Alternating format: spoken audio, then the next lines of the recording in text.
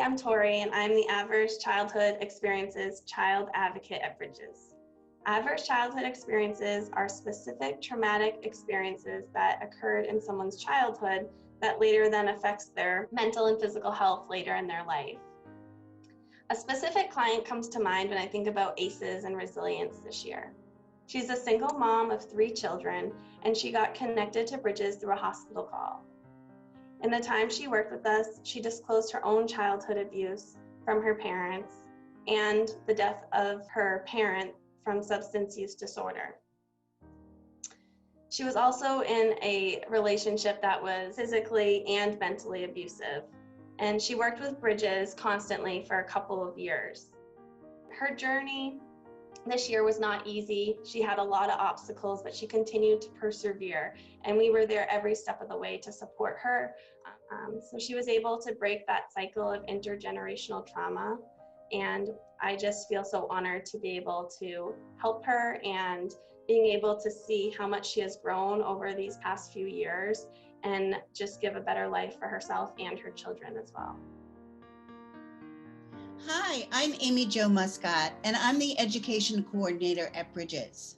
I go into the community, either in person or virtually, which I'm doing a lot more of right now, to help the community and to help students better understand what healthy relationships look like and what concerning behaviors and the dynamics of different kinds of problems in relationships look like.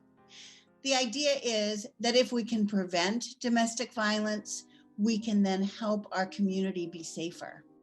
The other thing that I really enjoy doing is I enjoy co-facilitating support groups. It's an opportunity for clients not only to feel connected to us and to feel validated by us, but also to connect with each other. We have found virtual support groups to be an incredible alternative for many people who can't travel or in situations where we can't be with them. And there's something about groups that are virtual that also help us bring Bridges to them. So we can bring what we do into their homes. We can see their kids, we can see their pets. I really feel that our ability to impact our clients and support them through support groups is one of the most powerful things that Bridges does. My name is Amy Wilson, and I am the housing coordinator here at Bridges. It has been a difficult time this spring for us, just like everybody else with the pandemic.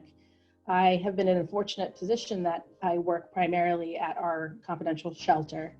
And right before the shutdown in the spring, we had a woman come to us who had never ever been out on her own. She was a mother and a wife for many, many years in several different relationships that were very abusive emotionally and physically. At different points in her life, she's had nearly every bone in her body broken. So this was the first time that she had ever left. Her children are grown and she was on her own.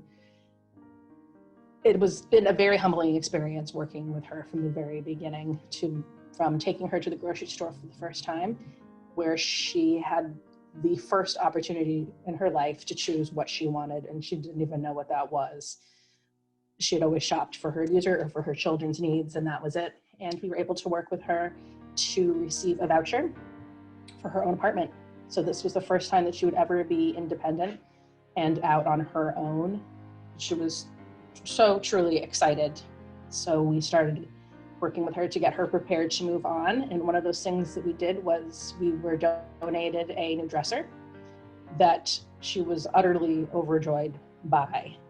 She would come visit her dresser that we stored in our garage, and just pure joy on her face every time being able to come and see the dresser and feel her dresser, because she had never once owned one. In her life, she always just lived off piles on the floor. And then setting her up in her new apartment this week with donated dishes, microwaves, even bedding sets that I had extra from the shelter. She would jump for joy every time I was able to give her the smallest thing, like a set of twin sheets.